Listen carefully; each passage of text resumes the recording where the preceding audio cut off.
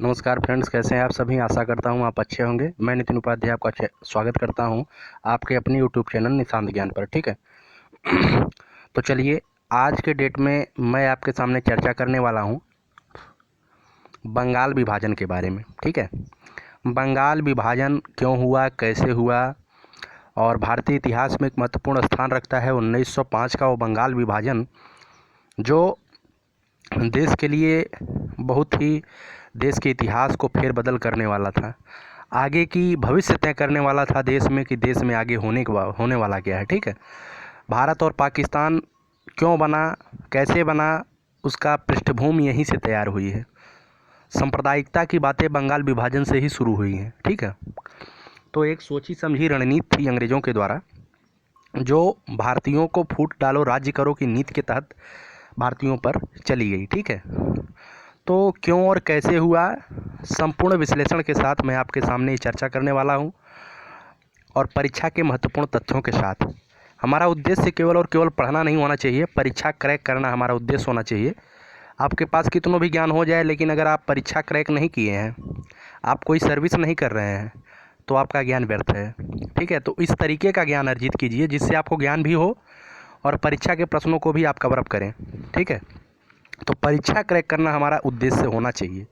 ज्ञान तो होगा ही, लेकिन परीक्षा क्रैक करने के बाद वो ज्ञान हमारा सार्थक हो जाएगा, हमारे सामाजिक जीवन को, हमारे सामाजिक स्तर को ऊंचा उठा देगा। ठीक है। तो उम्मीद करता हूँ आप अगर चैनल पर नए होंगे तो चैनल को सब्सक्राइब कर लेंगे। वीडियो पसंद आएगी तो वीडियो को लाइक ज़रूर करिएगा। ठीक है। मैं आपके लिए इतना मेहनत करता हूँ तो वीडियो को लाइक करिएगा और शेयर करिएगा ज़रूर वीडियो को, जिससे दूसरों तक इसका सहयोग, दूसरों तक इसका प्रभाव पहुँचे, दूसरे लोग इससे लाभान्वित हों। ठीक है। तो उम्मीद करूँगा कि आप ऐसा ज़रूर करेंगे, हमारा सपोर्ट करेंगे, और जिस तरीके से सपोर्ट बनाए हुए हैं इसी तरीके का सपोर्ट बनाए रखिए। मैं आपका सहयोग करने के लिए आजीवन तत्पर रहूँगा। ठीक है। मुझे खुशी मिलती है आपका सहयोग करने से। ये मेरा कोई बिजनेस नहीं है, मेरा जज्बा है आपको पढ़ाने के लिए और आपको पढ़ने का। ठीक है। तो चलिए आज का शुरू करते हैं, आज का सेशन। तो सबसे पहली बात मैं फैक्ट के रूप में डाला हूँ भैया, फैक्ट के रूप में, जिससे आपका एग्ज़ाम पॉइंट ऑफ व्यू से एक समझ भी आपकी तैयार हो किस तरीके से बंगाल विभाजन क्यों हुआ, कैसे हुआ, और एग्ज़ाम का जो क्वेश्चन आता है वो भी आपको तैयार होता जाए। तो सबसे पहला स्लाइड है बंगाल विभाजन। ठीक है। बंगाल विभाजन का निर्णय जो है कर्जन के द्वारा 1905 में लिया गया था। कब लिया गया था? कर्जन के द्वारा 1905 में। अब क्वेश्चन आएगा बंगाल विभाजन के समय वायसराय कौन था, तो लॉर्ड कर्जन थे।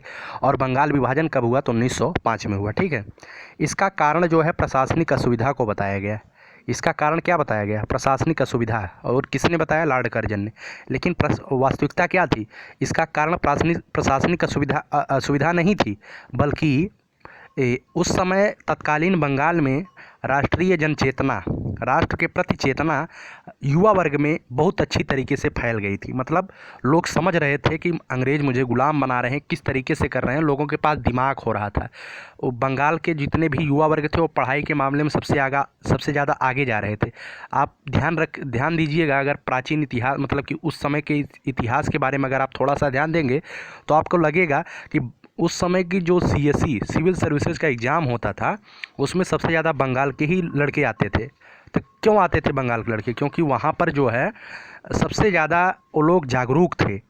ठीक है। इस चीज़ को लेकर के तो ज़्यादा जागरूक थे, इस चीज़ को लेकर के वहाँ पर सांप्रदायिक सौहार्द बहुत बढ़िया था। तो उसे बिगाड़ने के लिए फूट डालो, मतलब कि हिंदू को अलग करो, हिंदू मुसलमान की लकड़ी लगाने के लिए बंगाल का विभाजन अनिवार्य हो गया। और लेकिन बताया क्या गया गर्जन के द्वारा कि यह एक प्रशासनिक असुविधा है। क्या है? प्रशासनिक असुविधा बताया गया। ठीक है। बंगाल को बांटने का प्रस्ताव जो है 3 दिसंबर 1903 को ब्रिटिश संसद में पेश हुआ। बंगाल को बांटने का प्रस्ताव कब पेश हुआ? 3 दिसंबर 1903 ईस्वी को। ठीक है। 20 जुलाई 1905 ईस्वी को इसकी घोषणा की गई। 20 जुलाई 1905 ईस्वी को इसकी घोषणा की गई और 16 अक्टूबर 1905 को कन्फर्मली, मतलब अंतिम रूप से बंगाल का विभाजन लागू कर दिया गया। कब लागू किया गया? 16 अक्टूबर 1905 ईस्वी को। ध्यान रखिएगा, कभी कभी डेट वाइज भी क्वेश्चन पूछ लिया जाता है। ठीक है। आगे है विभाजन का एक भाग पूर्वी बंगाल, जिसे आज हम बांग्लादेश के नाम से जानते हैं। ठीक है। असम सम्मिलित थे उसमें, और जिसकी राजधानी क्या थी, ढाका थी। ठीक है, ढाका उसकी राजधानी थी। इसके प्रथम गवर्नर कौन थे, तो लेफ्टिनेंट ब्लूमफील्ड फूलर थे। ब्लूमफील्ड फूलर थे, याद रखिएगा, इससे भी क्वेश्चन पूछा जाता है। और जो दूसरा भाग था जिसमें शामिल थे पश्चिम बंगाल, बिहार, उड़ीसा। ठीक है, पश्चिम बंगाल, बिहार और उड़ीसा शामिल थे, और इसकी राजधानी कहाँ थी, कलकत्ता थी। ठीक है, इसके जो प्रथम गवर्नर थे वो थे एंड्रयू फ्रेजर। कौन थे, एंड्रयू फ्रेजर। ठीक है, तो याद रखिएगा, और अगर आपको समझ में आए तो इसका स्क्रीनशॉट लेकर रख लीजिएगा। आपके लिए ही कंटेंट बना है, आप इसका पूर्ण रूप से ज्ञान अर्जित कीजिए, कैसे भी करना है आप समझिए। ठीक है, आगे चलते हैं। बंगाल विभाजन का एक भाग पूर्वी बंगाल वही है। ठीक है, तो स्लाइड गलती से लग गया। बंगाल विभाजन जो है 16 अक्टूबर 1905 को पूरे बंगाल में किया गया, और इस दिन पूरे बंगाल में क्या मनाया गया, शोक दिवस मनाया गया। शोक दिवस मनाया गया। रविंद्रनाथ टैगोर के आह्वान पर इस दिन को राखी दिवस के नाम से मनाया गया। देखिए, शोक दिवस कब मनाया गया, तो 1905 में बंगाल विभाजन के लिए मनाया गया। और राखी दिवस कब मनाया गया, तो रविंद्रनाथ टैगोर के आह्वान पर राखी दिवस मनाया जाता है। ठीक है, 1905 को कांग्रेस के बनारस अधिवेशन में स्वदेशी और बहिष्कार आंदोलन का अनुमोदन हुआ। स्वदेशी और बहिष्कार आंदोलन का अनुमोदन जो है कांग्रेस के बनारस अधिवेशन में ही हुआ था। कब हुआ था, 1905 में हुआ था। बंग भंग मतलब बंगाल के विभाजन के अवसर पर ही हुआ ये सब। ठीक है, अगले स्लाइड पर चलते हैं। तत्कालीन वायसराय लॉर्ड कर्जन के द्वारा बंगाल विभाजन क्यों, आखिर क्या रणनीति थी बंगाल को विभाजित करने के लिए। मैंने थोड़ा सा पॉइंट ऑफ व्यू आपको जानने के लिए दिया है, ओवरऑल आप जान लीजिए कि क्यों हुआ था, आखिरकार क्या प्रशासनिक असुविधा ही इसका कारण था बंगाल के विभाजन का, नहीं, क्या कारण था आप जान लीजिए। वर्ष 1905 तक आते आते बंगाल के युवा वर्ग राष्ट्रीय चेतना से जागृत हो चुकी थी। जो बंगाल के युवा थे और राष्ट्रीय चेतना से जागृत हो चुके थे, उनके अंदर राष्ट्रीयता की भावना जाग चुकी थी। इसी सांप्रदायिक सौहार्द को तोड़ने के लिए लॉर्ड कर्जन के द्वारा फूट डालो राज करो की नीति के तहत बंगाल का विभाजन किया गया। ठीक है, फूट डालो राज करो, यही उसकी नीति थी। फूट डालो राज करो की नीति के तहत बंगाल का विभाजन इसी वजह से किया गया। आखिरकार यही कारण था जिससे जो है हिंदू मुस्लिम तब से होने लगा, और भारत यहीं इसका प्रभाव नहीं रुकता है। यहीं से पृष्ठभूमि तैयार होने लगती है एक भारत और पाकिस्तान के बंटवारे का, यहीं से पृष्ठभूमि तैयार होती है। उससे पहले हम न हिंदू करते थे ना मुसलमान करते थे। ये सोची समझी रणनीति अंग्रेज़ों का था। ठीक है, अगली स्लाइड पर चलते हैं। तत्कालीन वायसराय लॉर्ड कर्जन के द्वारा उस समय बंगाल आज के बंगाल से 5 गुना बड़ा हुआ करता था। जब उस समय बंगाल था भाई, उस समय का बंगाल आज के बंगाल से 5 गुना बड़ा हुआ करता था। बंगाल पूरे देश में धन संपत्ति के मामले में अव्वल था। उसी को देख करके उसकी संपत्ति को, उसकी संप्रभुता को, उसकी अखंडता को देख करके और वहाँ के राष्ट्रीय युवाओं में राष्ट्रीय चेतना को देख करके अंग्रेज परेशान थे कि अगर ऐसा हुआ तो हम लोग यहाँ पर ज़्यादा दिन तक नहीं टिक पाएंगे। तो ऐसा कुछ करिए जिससे लोग अपने ही झगड़े में पड़ जाएं, अपने आप में झगड़ा करने लगे, मतलब अपने आप में हिंदू मुसलमान करके मार काट करने लगे। इसी वजह से ये सब हुआ है। ठीक है, बंगाल के बंटवारे में पूर्वी क्षेत्र जो आज बांग्लादेश है वो मुस्लिम बाहुल क्षेत्र घोषित किया गया क्योंकि वहाँ पे मुसलमान ज़्यादा थे, और पश्चिमी क्षेत्र को हिंदू बाहुल क्षेत्र किया गया।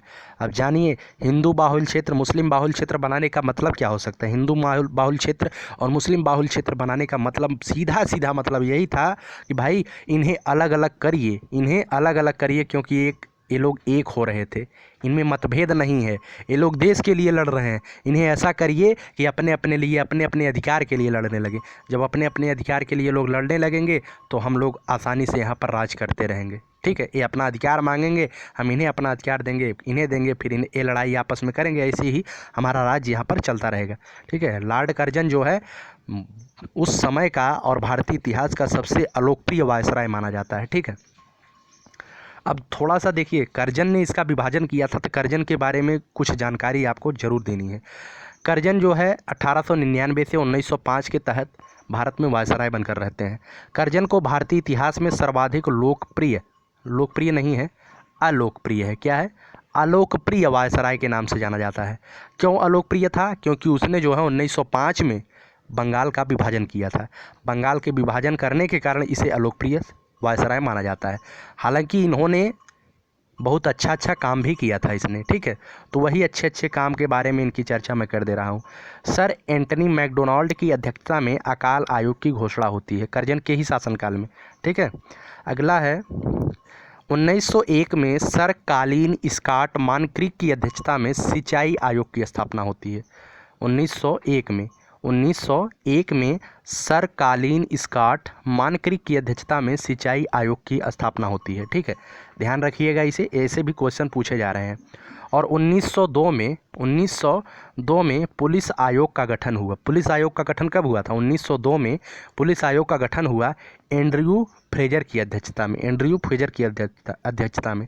और 1902 में थॉमस रैले की अध्यक्षता में विश्वविद्यालय आयोग की सिफारिश की गई और 1904 में यह अधिनियम पारित भी हो गया, ठीक है। आगे है मतलब विश्वविद्यालय अधिनियम 1904 में पारित हुआ और 1902 में थॉमस रैले की अध्यक्षता में इसकी सिफारिश की गई थी। 1903 में पुलिस विभाग में सीआईडी का गठन हुआ। अब सीआईडी का गठन कब हुआ था? तो 1903 में पुलिस विभाग में सीआईडी का गठन हुआ।